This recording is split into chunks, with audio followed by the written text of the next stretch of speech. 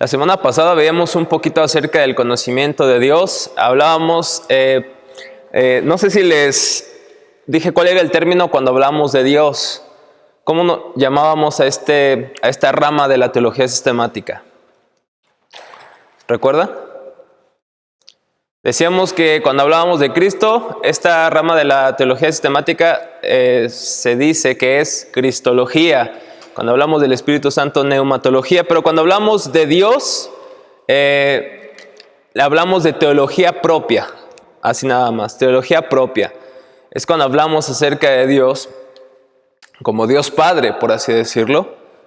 Pero también abarcamos, obviamente, quién es Dios en su totalidad. Ahora, ¿por qué digo que abarcamos quién es Dios en su totalidad? Porque en la divinidad no solamente existe el Padre, también ¿quién existe? El Hijo y el Espíritu Santo. Y decimos que esas tres personas son ¿qué? Son Dios, exactamente. Son uno solo.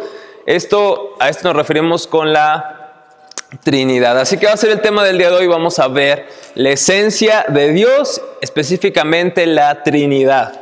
La Trinidad. Y quisiera que me acompañaran a Deuteronomio, capítulo 6.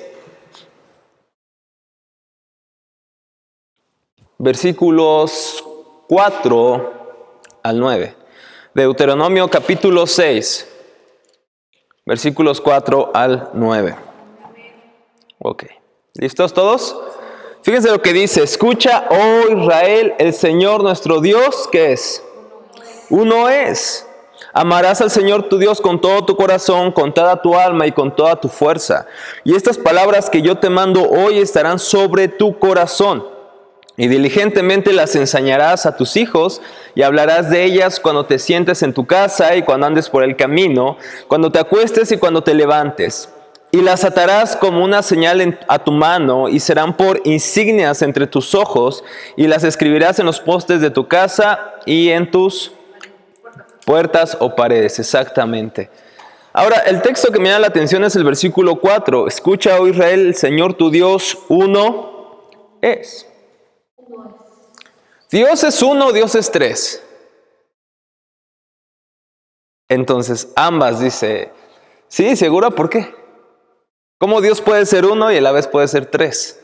El texto es claro, ¿no? Tu Dios uno es. ¿Es uno o tres? O el texto no está bien escrito, o hay un error aquí, o Dios es uno, o Dios es tres.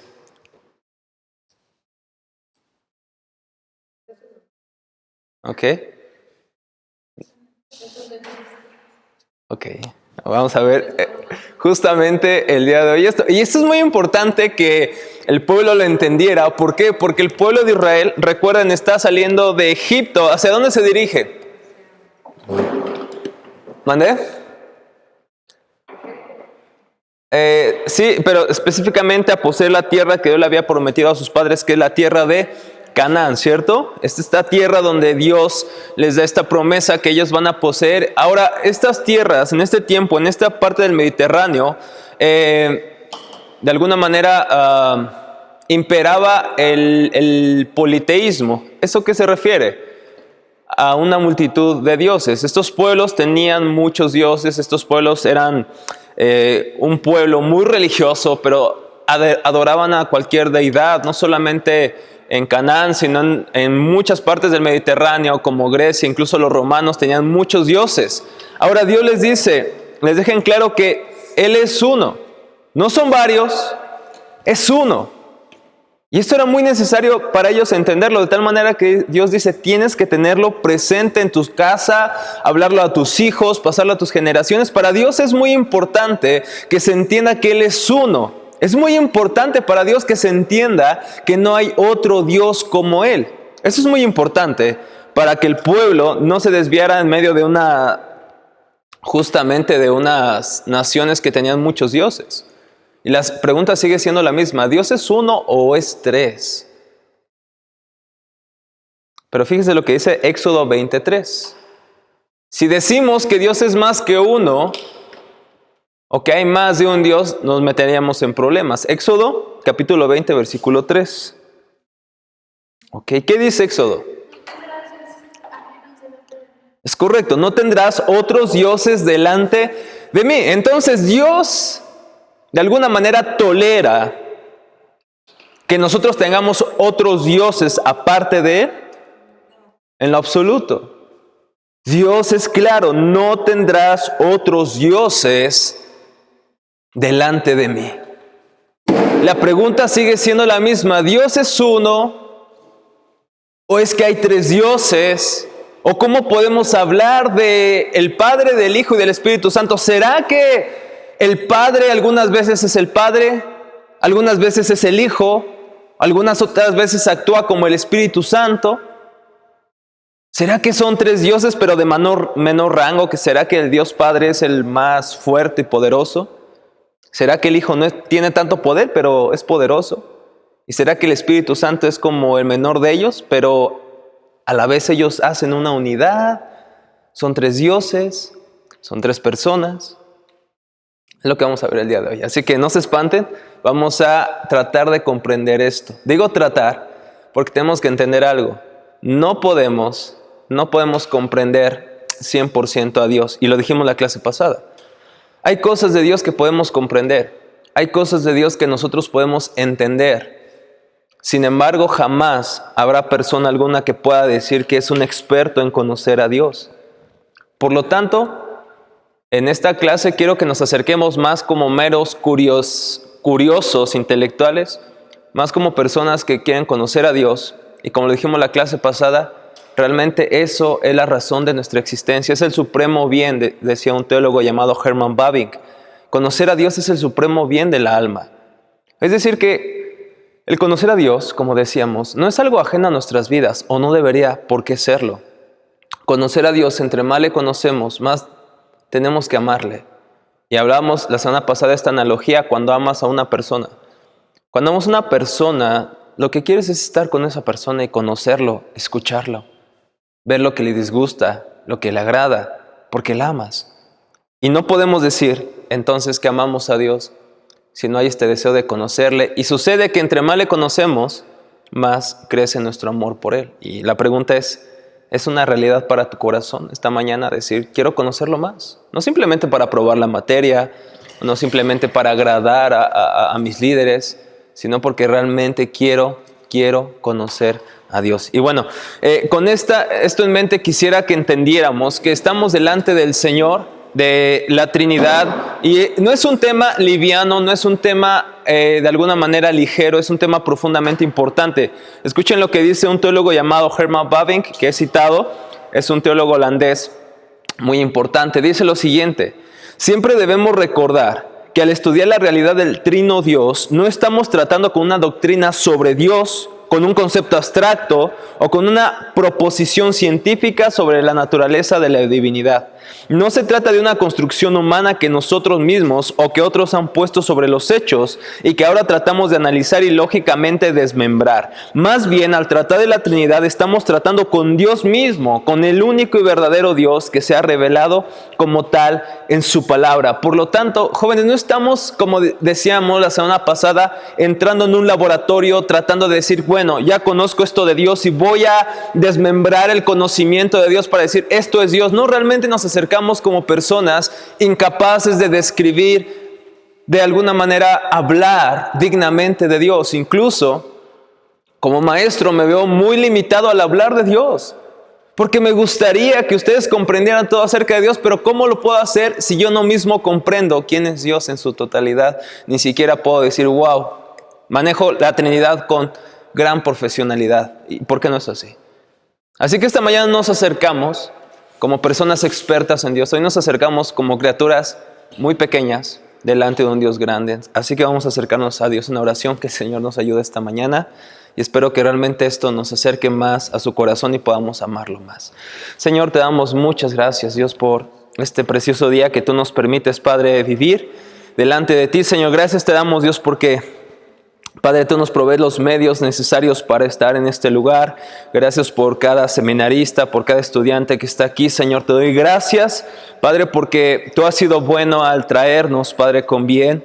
Y nos has dado esta oportunidad de que semana con semana estudiemos más acerca de ti, Señor, te conozcamos más. Y eso es algo precioso, Señor, es algo glorioso Y esta mañana yo te pido, Señor, que nos des más que una mente despierta. Danos un corazón humilde para atender a tu voz, Señor. Hoy nos acercamos delante de ti, Señor, como pecadores, Padre. Hoy no podemos decir que por nuestros méritos podemos conocerte, Señor. Es por Cristo, es porque hubo alguien que vivió la vida que debimos haber vivido, pero que no podemos, Señor. Murió la muerte que merecíamos por nosotros. Y es por eso que ahora podemos llamarte Dios. Porque hubo uno que estuvo dispuesto a ser abandonado para que nosotros fuésemos acercados eternamente junto a ti, Señor. No estamos personas muy inteligentes aquí, Señor, o muy expertas en lo que hablan, Señor. Simplemente está un grupo de personas, criaturas, Señor, con limitaciones, con problemas, con dificultades, Señor, delante de un Dios grande, de un Dios que no solamente sustenta nuestra tierra, sino que sustenta el universo entero con la palabra de su boca, Señor. Ayúdanos, Señor, ayúdame, Señor, a presentarnos en esta mañana, Señor, con ese deseo de conocerte en Cristo para amarte más, Señor. Sabemos que este tema de la Trinidad no es un tema sencillo, no es un tema que de alguna manera podamos definir en pocos términos, por eso es necesario usar muchas palabras, Señor. Pero yo te pido, Señor, que nos ayudes esta mañana. Espíritu Santo, Espíritu de Dios, enséñanos, Señor. Ayuda al profesor en su debilidad, en su incapacidad, Señor, para que tú seas glorificado, Cristo atesorado. Espíritu de Dios, trabaja en nuestros corazones. Que sea más que una clase meramente intelectual que nos lleve a tomar apuntes o a saber hablar de la Trinidad, Señor. Que sea un tema que nos ponga sobre nuestras rodillas para adorar al Trino Dios. En Cristo Jesús oramos. Amén.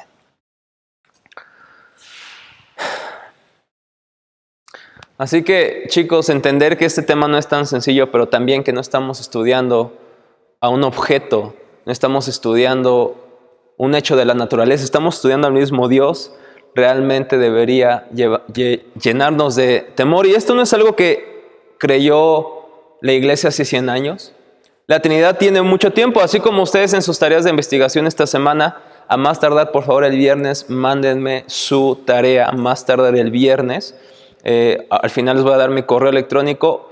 Yo podría decirle que lo suban al grupo de WhatsApp, pero no va a faltar la persona que vaya a copiar el trabajo de la otra persona. Entonces yo prefiero, por seguridad, que me lo manden a mi correo. Entonces este viernes, por favor, ustedes van a conocer justamente la transición, cómo la iglesia ha creído y desarrollado la doctrina de la Trinidad. De hecho, hay un antiguo credo. ¿Alguien sabe qué es un credo? ¿Qué será un credo? ¿Quién creció en la iglesia tradicional de Roma? ¿Nunca fueron a la primera comunión o algo así? Sí, ok. Y les enseñaron quizá el credo de los apóstoles, ¿no? Bueno, exacto. Ese credo justamente ha pasado a nuestros días como una antigua confesión de la iglesia. Y no estoy hablando de la iglesia de Roma.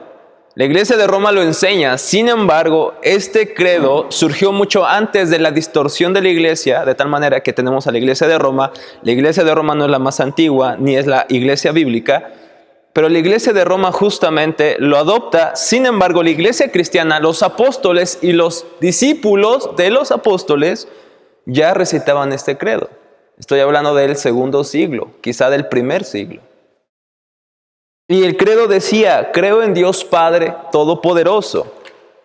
Pero también decía, creo en Jesucristo y creo en el Espíritu Santo.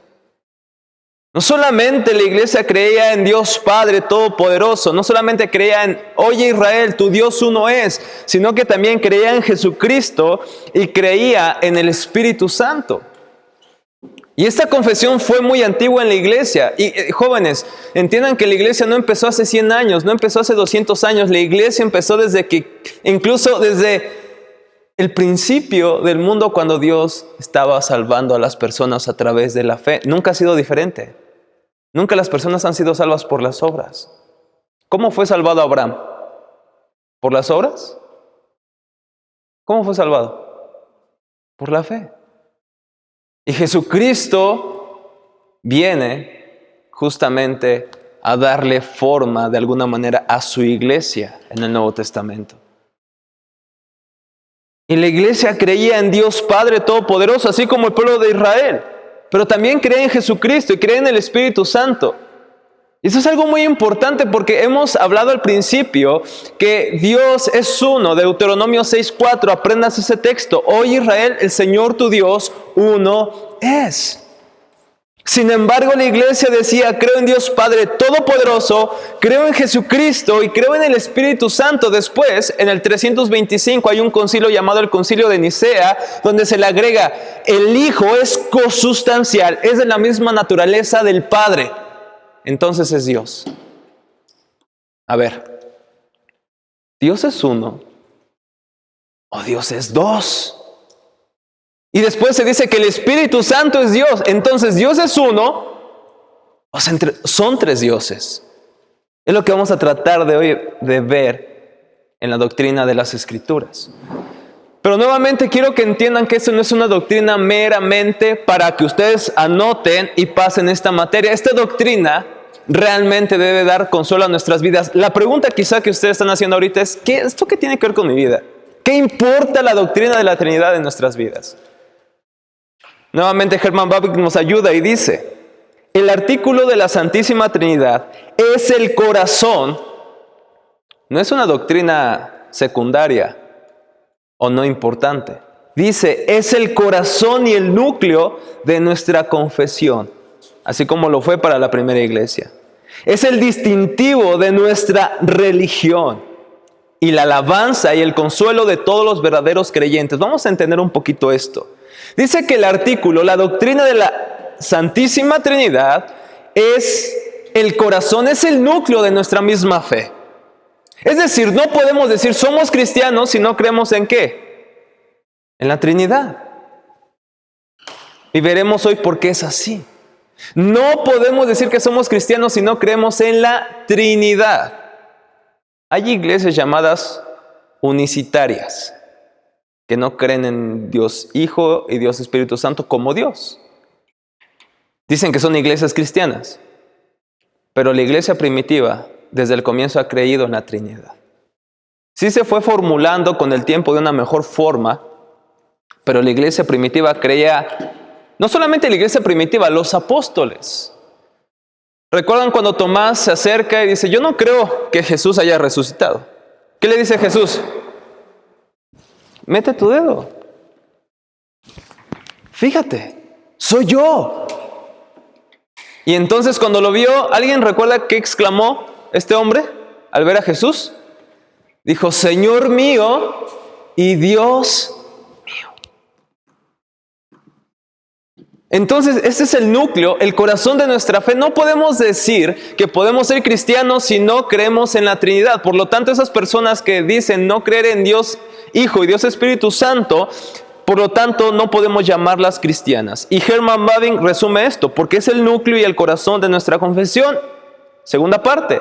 Y también es el distintivo de nuestra religión. Por ejemplo, ¿qué creen los judíos? ¿Por qué creen que no aceptan hasta el día de hoy a Jesús como el Mesías? Porque ellos dicen que no puede ser ese Jesús que se proclamaba a sí mismo Dios. ¿Por qué le querían matarlo muchas veces los fariseos? Porque se hacía pasar, decían ellos, por Dios. Y por eso le querían matar. Porque decía, ¿qué cosas decía Jesús de tal manera que se hacía uno con Dios? ¿Qué cosas dijo Jesús?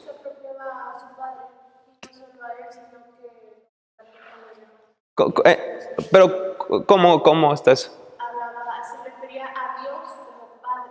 Ok, sí, si no se refería solamente a Dios como el Creador, sino decía, Él es mi Padre. Y no solamente eso, decía, mi Padre y yo, uno somos.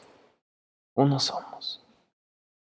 No solamente eso, sino, recuerdan que en una ocasión estaba con los fariseos y les dijo, antes de Abraham, ¿qué dijo? Antes de que Abraham fuese, yo soy. Y ellos decían, está loco. Los fariseos decían, está loco. ¿Cómo puede decir Abraham hace tanto tiempo que vivió de nosotros? Puede decir que antes de Abraham, yo soy. ¿Por qué podía decir eso? ¿Por qué podía decir eso? Si nació de la Virgen María, ¿no es cierto? ¿Cómo puedo decir que antes de Abraham él era? ¿A qué se refería? Sino que él es eterno, que ha existido antes de que incluso esos fariseos están hablando con él, antes de Abraham. ¿Recuerdan que hablábamos de las manifestaciones de Dios en el Antiguo Testamento? Y la gran parte del ángel del Señor se atribuye a que es Jesucristo mismo, preencarnado, es decir, antes de que venga a encarnarse en la Virgen María. Jesucristo no es un simple mortal, y Jesucristo lo dijo muchas veces: el Padre y yo uno somos, hacemos la misma cosa, yo no hago otra cosa de lo que me dice el Padre. Parece que Jesucristo se identifica al igual con el Padre. Ahorita vamos a ver un texto en Juan 1:1 que es increíble, pero Jesucristo muchas veces proclamó su deidad. Es más, no solamente proclamó su propia deidad, proclamó la deidad del Espíritu Santo. Yo les enviaré otro Consolador. La palabra otro quiere decir exactamente igual a mí. Y Él les revelará todas las cosas. No es un espíritu X, es un espíritu omnisciente que les va a revelar esas cosas a los discípulos.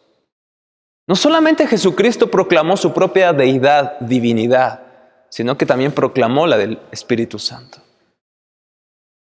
Entonces, ese es el testimonio de las Escrituras. Y no solamente dice Herman Bavinck, este es el distintivo de nuestra religión, porque los judíos dicen: no, es que Jesucristo no puede ser Dios porque solamente hay un Dios. Oye, Israel, el Señor tu Dios uno es. Los musulmanes, ¿qué dicen? Bueno, Dios, Alá y Jesucristo, un profeta, pero no Dios. Y todas las religiones ven a Cristo como un buen ejemplo de fe. Pero dice C.S. Lewis, el autor de las Crónicas de Narnia: tú no puedes decir que Jesucristo es un buen maestro. O es un lunático, un mentiroso, o es Dios. ¿Por qué tú no puedes decir que Jesucristo es un buen maestro si no crees en su deidad? Porque Él mismo dijo que era Dios. Se hizo uno con Dios. Entonces, ¿tú puedes llamarle un buen maestro a alguien que es mentiroso? No, ¿verdad? Entonces, ¿es un buen maestro o no es un buen maestro? Mira, no hay, Cristo, dice C.S. Lewis, no dejó como un lugar para ese término neutro. Es un buen maestro, es un gran ejemplo de fe, es un gran ejemplo de virtud. No, o Él es Dios o Él es un mentiroso y un lunático, porque dijo que Él era Dios, que era uno con el Padre. O Él es Dios o es un mentiroso, porque dijo que era Dios. Por eso lo querían matar.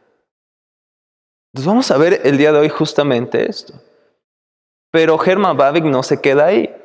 Dice: el artículo de la Trinidad también es la alabanza y el consuelo de todos los verdaderos creyentes en Cristo. Hoy veremos si es así para tu vida.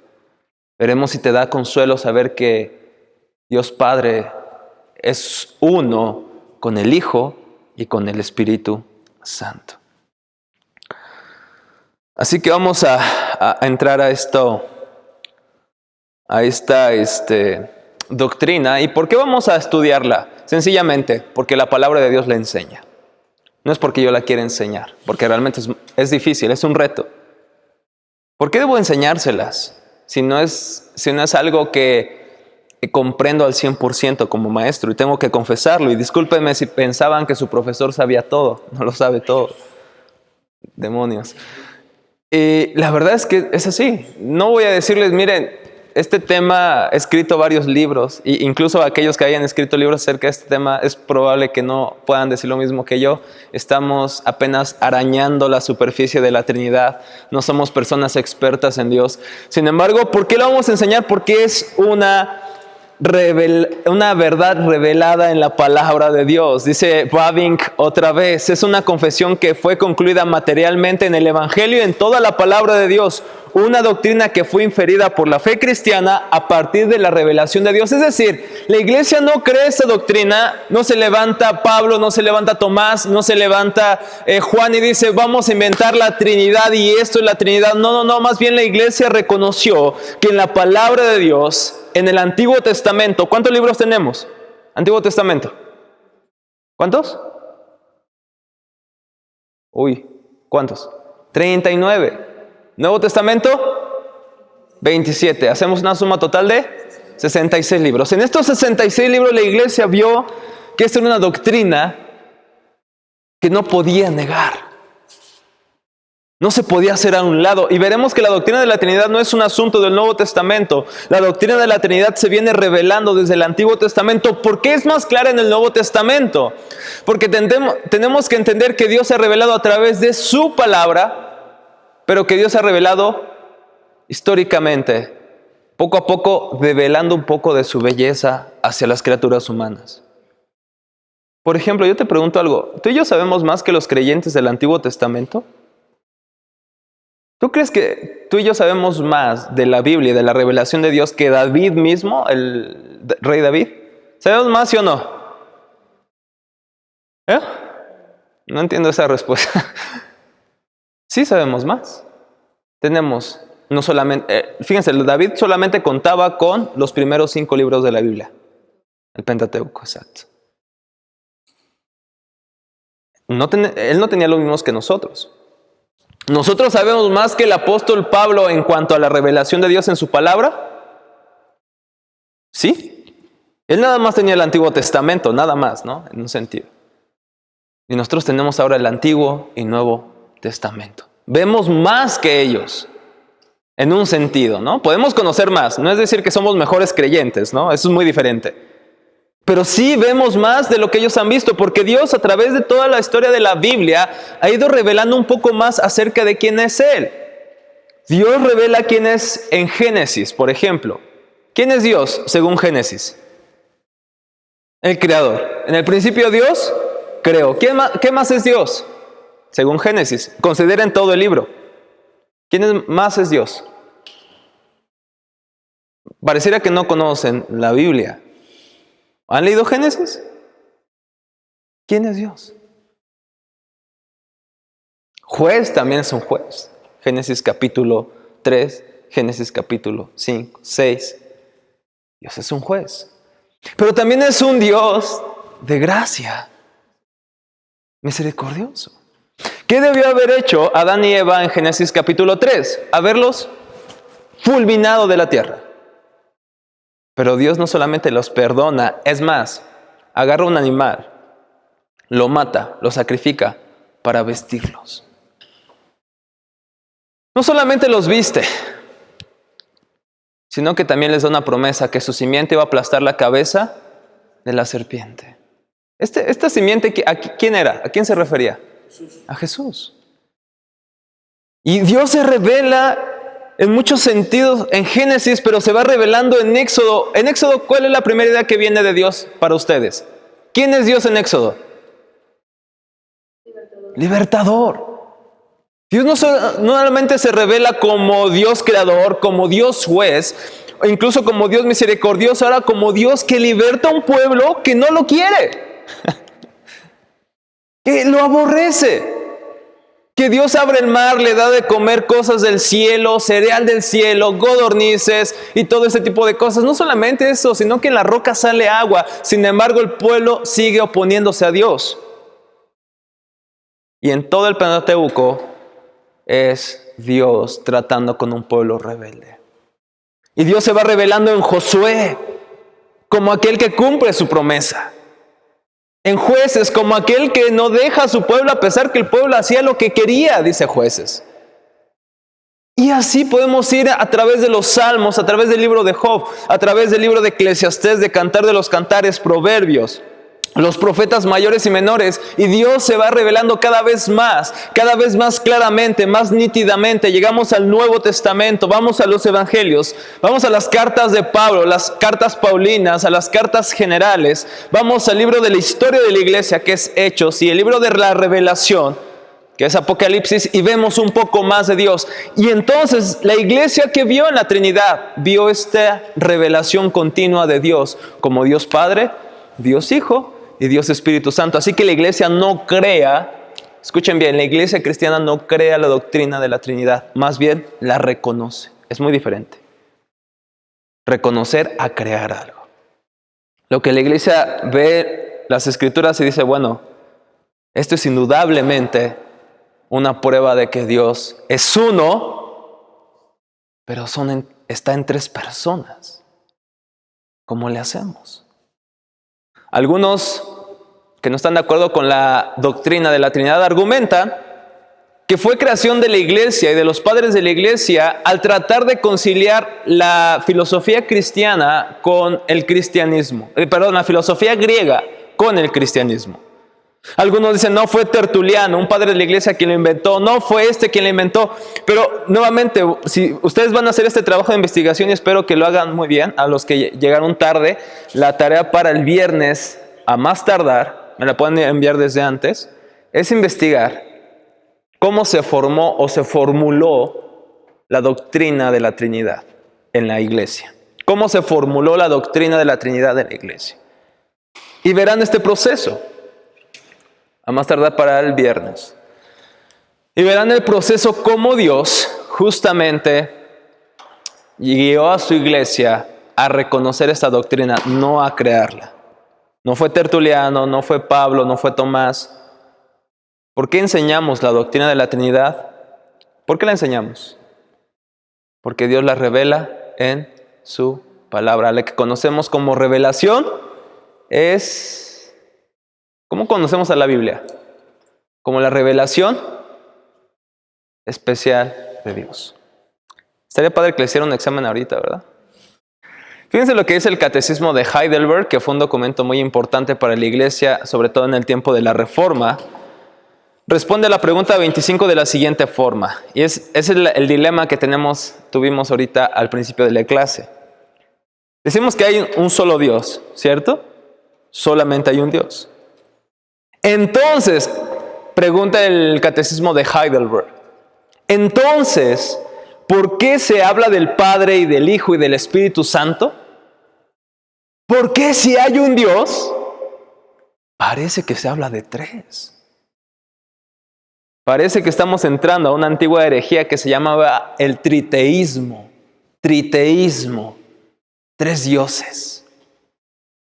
Entonces diríamos que ya no somos monoteístas, sino que ya seríamos politeístas, creemos en varios dioses. Parece que cuando se habla del Padre y del Hijo y del Espíritu Santo nos referimos a 3 dioses. De hecho, eso nos objetan aquellos que dicen o nos preguntan por qué creemos en esto si parece que adoramos a más de un Dios. Entonces los teólogos del Catecismo de Heidelberg preguntan, si hay un solo Dios, ¿por qué se habla en la Biblia de Dios Padre, del Hijo y del Espíritu Santo? Y la respuesta no es la que más nos satisface. ¿Cuál, perdón? Bueno, yo diría que en esa pregunta se contestaría con la de Juan 1:1, en el principio era el verbo y el verbo era. Vamos a estudiar justamente.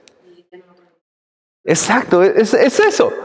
Yo la verdad es que yo esperaba una respuesta bastante buena. En esa parte del Evangelio al principio dice que el verbo es hecho carne. Entonces Así el verbo es Jesús, pero también es Dios, porque ahí mismo te lo está diciendo. Exacto. Entonces simplemente es Dios, pero ¿cómo decirlo? Venido al mundo, pero en carne, encarnado. Para ponerte ejemplo a sí mismo, que también padeció, que él también sufrió, así como uno mismo. Pero nada más era para ponernos ejemplo. No. Era sobre todo para salvarnos, ¿cierto? Sí, es un ejemplo como dice Filipenses, entiendo tu argumento, ¿no? Hay en ustedes este mismo pensar que hubo en Cristo Jesús, ¿no? Que se despojó a sí mismo, entiendo ese punto. Pero vino más que a darnos un ejemplo. Vino a morir porque lo necesitábamos nosotros, ¿no? Y a resucitar. Pero justamente la pregunta, entonces, ¿por qué se habla de Dios Padre, Dios Hijo, Dios Espíritu Santo? Y la respuesta de Heidelberg no es tan magnífica como muchos esperábamos. Porque lo dice la Biblia. Así está. Porque Dios así lo ha revelado en su palabra. Y vamos a ver si realmente esto es así. Vamos a ver esta mañana si esto es así con la ayuda del Señor. Ya leímos, y tengan en mente estos textos. Deuteronomio 6:4 y Éxodo 23. Esos textos ténganlos muy anotados. Y si quieren subtitular ahí en sus notas, pónganle la unidad de Dios. La unidad de Dios. Deuteronomio capítulo 6, versículo 4 y Éxodo 23. Exacto. Excelente. La unidad de Dios. Hay cosas, chicos, que por eso están estudiando griego, que de un idioma al otro no podemos trasladarlo de una manera exacta. Algunas ideas son muy difíciles de trasladar. Por ejemplo, Génesis 1:1. En el principio, ¿quién? En el principio, Dios. Dios. El término que encontramos en esta parte, Elohim. Elohim. Ahí sí leemos en el texto hebreo, en este caso. Y Elohim significa Dios o deidad.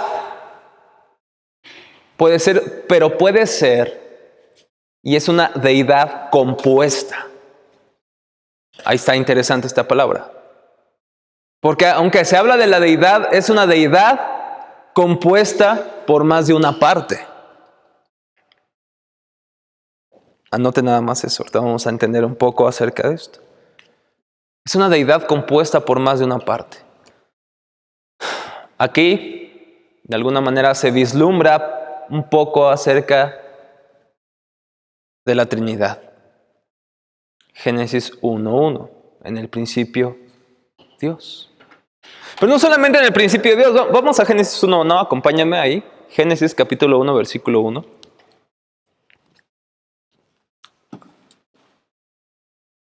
¿Qué dice, por favor? En el principio creó Dios los cielos y la tierra. En el principio Dios creó los cielos y la tierra. Versículo 2. Y la tierra estaba desordenada y vacía, y las tinieblas estaban sobre la faz del abismo, y el Espíritu de Dios se movía sobre la faz de las aguas. Aquí vemos ya dos personas de la Trinidad. Número 1, Dios, y podemos referirnos a Dios Padre. Pero en el versículo 2 dice que alguien se movía sobre la faz de las aguas. ¿Quién era? El Espíritu de Dios. Versículo 3. Y dijo Dios, sea la luz, y fue la luz. Aquí podemos inferir a la segunda persona de la Trinidad, que es el Verbo. Y Dios dijo. Y veremos cómo ese verbo es el verbo de Juan, capítulo 1. Un poquito estamos viendo la Trinidad en Génesis. Apenas se está revelando. Pero hay una plática en los versículos subsiguientes. Y Dios dice, a ver, acompáñame si es Génesis 1:24, por favor, o 25. Luego dijo Dios, produzca la tierra seres vivientes. ¿El siguiente? E hizo Dios animales de la tierra según su género y ganado. ¿El siguiente? Entonces dijo Dios, hagamos al hombre Ahí a está. nuestra imagen. Es el 26. Entonces Dios dijo, hagamos al hombre a nuestra imagen. La pregunta es, ¿a quién está hablando? Hagamos. Está hablando a los animalitos. Oye, vénganse, vamos a hacer al hombre conforme a nuestra imagen. Pues, si los animales de por sí, muchos de ellos no se parecen entre sí. ¿Cuál era el diálogo de Dios? ¿Dios está hablando con los ángeles? ¿Los ángeles son iguales a Dios? La pregunta es entonces, ¿con quién Dios está hablando? Otra vez podemos ver que quizás sea aquí Dios Hijo y Dios Espíritu Santo. Hay una comunión, hay una unidad, hay un diálogo en Génesis 1:26. Hagamos al hombre a nuestra imagen y semejanza. Está muy probablemente teniendo una conversación en la Trinidad, con el Verbo y con el Espíritu Santo. Cuando vamos a Deuteronomio, capítulo 6, versículo 4, que ya leímos.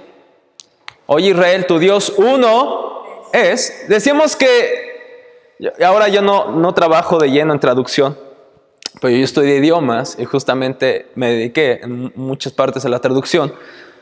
Y de verdad, chicos, no hay texto que puedas decir, este es literalmente 100% palabra por palabra de este idioma. No puedes como traductor, porque hay cosas que no se pueden entender. No hay ninguna traducción 100% fiel. Siempre va a interpretar el autor o más bien el traductor ciertas cosas.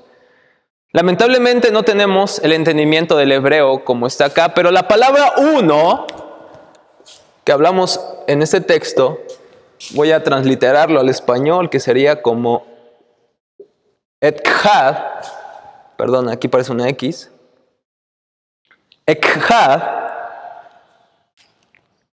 significa uno, pero uno compuesto.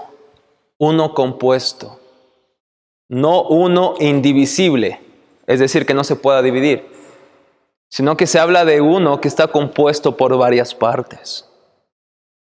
Uno compuesto por varias partes, Deuteronomio 6:4. Oye, Israel, tu Dios uno es. Esta misma palabra es la que se usa en Génesis, que dice, el hombre dejará a su padre y a su madre y se unirá a su mujer y serán una sola carne. ¿Cuántas carnes son? Una, ejad. Pero no es el hombre nada más, es el hombre y la mujer los que son uno. Es el mismo término, ejad.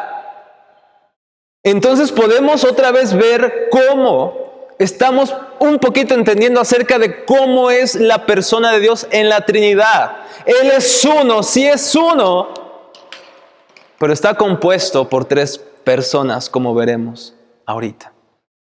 Es uno que está compuesto en tres personas. Este texto, justamente Juan 1:1, vamos para allá. Juan capítulo 1. En el principio era el verbo, el verbo era con Dios y el verbo era Dios. Exacto, el principio era el verbo estaba con Dios y el verbo era Dios. Versículo 2 al 5, por favor. Este era en el principio con Dios. Todas las cosas por Él fueron hechas, y sin Él nada de lo que ha sido hecho fue hecho. En Él estaba la vida, y la vida era la luz de los hombres. La luz en las tinieblas resplandece, y las tinieblas no prevalecieron contra ella. No prevalecieron contra ella. Fíjense, el texto vamos a estudiarlo un poquito. En el principio, Dios creó al verbo. ¿Así dice? Era el verbo. ¿Eso qué quiere decir? Pero el principio, ¿a qué principio se refiere? Al inicio de todo. Al inicio de todo. Pero entonces, ¿al inicio de todo el verbo se creó o el verbo ya existía? Existía. Entonces decimos que el verbo es Dios, porque el verbo es eterno, siempre ha existido. En el principio existía, no llegó a existir, no Dios dijo, lo voy a crear, existía el verbo. Hay una rama en los primeros siglos de la iglesia llamado arrianismo. ¿Sí entienden mi letra? Porque sí está media griega, ¿no?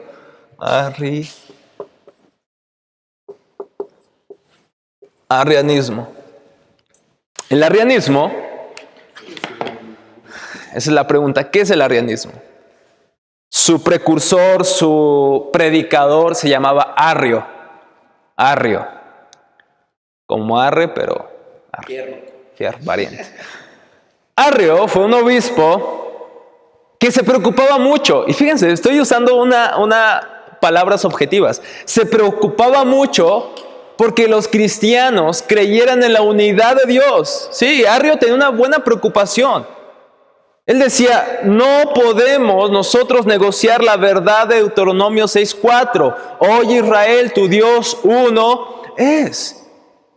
Y por temor, de alguna manera, a caer en el triteísmo o caer en el politeísmo, Arrio dijo, bueno, sí, veo poder en Cristo, veo poder en el Hijo de Dios y veo que el Espíritu Santo está presente, pero el Hijo es una criatura de Dios.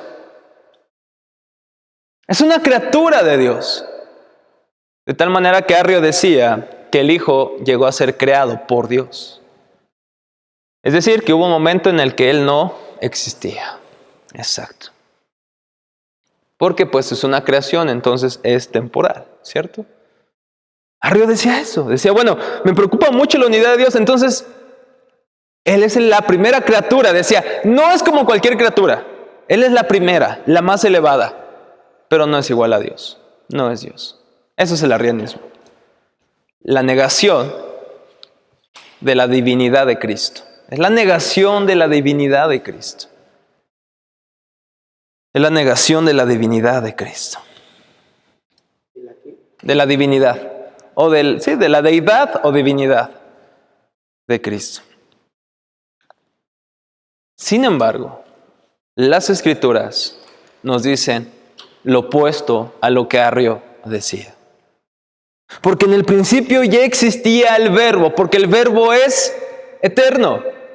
Y no solamente existía el verbo, dice que el verbo estaba con Dios. Y fíjense aquí, ¿qué pueden ver en ese texto, en esta frase? Y el verbo estaba con Dios. ¿Qué piensan de esto? Ilústrenme, por favor. A ver, es eterno, primera cláusula. En el principio existía el verbo. Segunda, el verbo estaba con Dios. ¿Qué pueden ver aquí? Así, ahora sí que a ojo de buen cubero, decimos allá en Real del Monte. ¿Qué pueden ver? Y el verbo estaba con Dios. Exacto. Sencillo. Hay una distinción entre el verbo y Dios. Y hasta aquí podríamos decir, wow, parece que hay dos dioses. Pero fíjense lo que dice la tercera cláusula. Y el verbo, a ver, ¿cómo está esto? El verbo estaba con Dios, pero al mismo tiempo el verbo era Dios. Hay una distinción de personas. Estaba con Dios. Aquí es algo muy interesante. ¿Me prestan un borrador? No sé si hay. ¿Te olvidó? Pásame papel, no te preocupes. A ver. Aquí es algo muy interesante que vamos a estudiar ahorita y vamos a receso. Porque ya Andrés ya está durmiendo acá enfrente. Entonces, en griego tenemos 3 palabras para traducir con, como aparece ese texto. Tenemos primero sun, meta y pros. Anótenlo, por favor. Hay 3 formas en las cuales nosotros, o 3 vocablos griegos, los cuales podemos traducir en español como con. Número 1, sun. Segundo, meta. Y tercero, pros. Exacto. Sun, podemos traducirlo como sin, pero no es sin algo o carente de algo, sino más bien usamos esto es un prefijo que usamos, por ejemplo, en la palabra sincronizar. ¿Qué es sincronizar? Que algo suceda al mismo tiempo.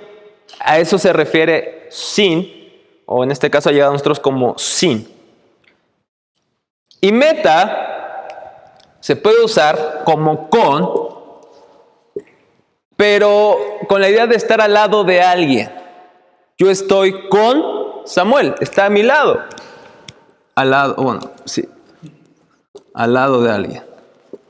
De algo o de alguien. Okay. Y tenemos, por último, pros. Que es un poco parecido a meta, pero indica una relación muy cercana. Literalmente es estar cara a cara con alguien. Estar cara a cara con alguien. Por lo tanto, es una relación muy cercana. Voy a hacer aquí un pequeño chascarrillo, ¿no? Pero para que entiendan nada más. Yo voy a comer a todos lados con Samuel cuando estoy aquí en Pachuca, ¿no? Ya sea que vamos a los pastes o estemos en los tacos o en los hot dogs. Hemos ido a comer a tantos lugares, la verdad muy mal, pero muy rico. Y puedo decir, estoy aquí con Samuel, porque Samuel se sienta a mi lado, justamente, y platicamos, ¿no? Nuestras patoaventuras. Pero no es la misma forma a decir que yo estoy con mi novia. ¿Estamos de acuerdo? Porque yo no beso a Samuel. Por muy atractivo que parezca, guácala, ¿no? Pero yo no beso a Samuel. Pero bueno, nada más para que entiendan un poco esta analogía. Yo sí estoy cara a cara con mi novia y le doy besos. Porque la amo. Y no les voy a decir nada más. Pero la amo. Y quiero estar con ella. Pero no estoy al mismo tiempo o de la misma forma con Samuel que con mi novia. Samuel está al lado de mí y mi novia está frente a mí. ¿Entienden la diferencia entre estas dos palabras? Ya, ¿verdad? Creo que ya con esto lo entienden perfectamente. Y el texto que dice estaba con Dios se refiere a que está cara a cara con Dios. Tiene una relación muy estrecha, muy cercana. Pero a la vez, ese verbo también es Dios. No tres dioses, exacto, el tono. No tres dioses. Hay un solo Dios. Y así como Dios Padre es Dios, Dios Hijo es Dios. Versículo 2 de Juan 1:1. De Juan 1, perdón. Él estaba en el principio con Dios nuevamente. Hay una distinción. Y todas las cosas fueron hechas por medio de Él.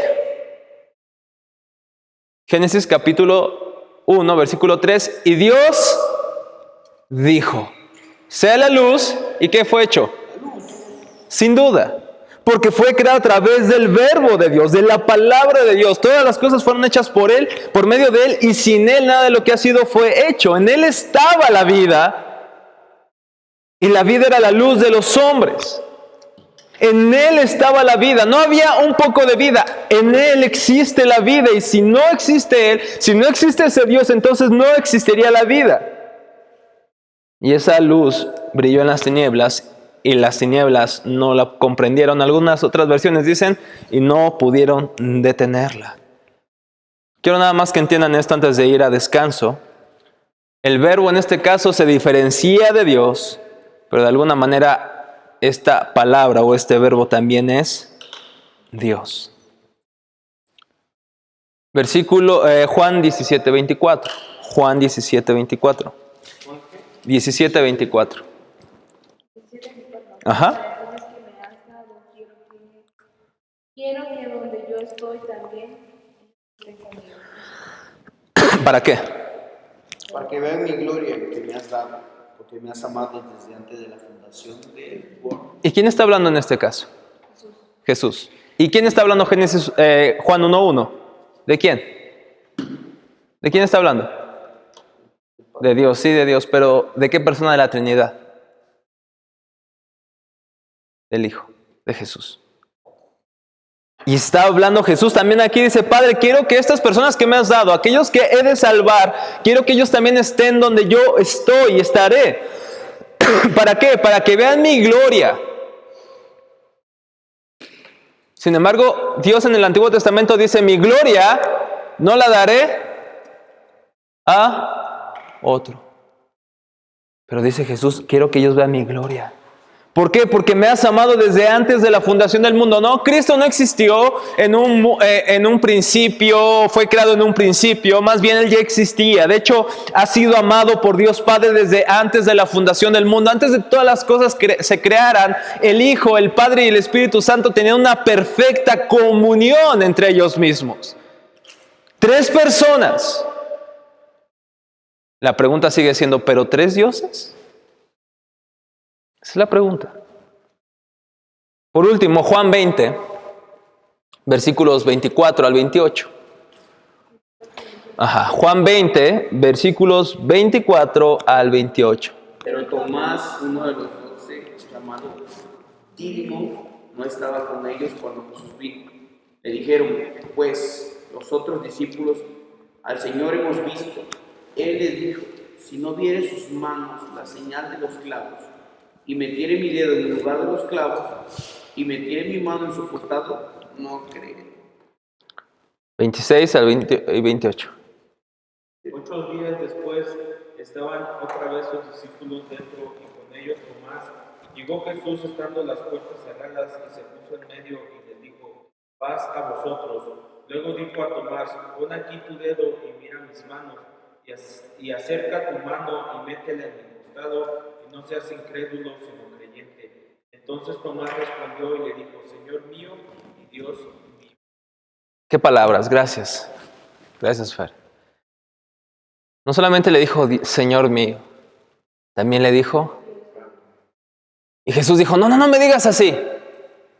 ¿Sí le respondió así Jesús? ¿Qué dice el versículo 29? ¿Jesús hace algo? Jesús le dijo, ¿por qué me has visto, Tomás? ¿Creísteis bienaventurados los que no vieron? ¿Negó que Él fuera Dios? No. Simplemente dice, bienaventurado. Los que no me vieron, sin embargo, creyeron. Pero no negó su divinidad. Tomás le dijo, Señor mío y Dios mío. Y a lo largo de la historia de la iglesia, así ha llamado Cristo como su Dios. Hay una pintura o un intento de pintura tallada que algunos datan del primer siglo, que puede ser traducido del griego al español algo como esto: Anaxágoras, si no me equivoco en el nombre, adorando a su Dios, Deos en griego. Y aparece una cruz, un hombre colgado con cabeza de asno, por la burla que se le hacía a Cristo y a los cristianos. Sin embargo, se dice, este hombre está adorando a su Dios. La iglesia creyó que Cristo es Dios. Y veremos en la siguiente clase cómo también el Espíritu Santo es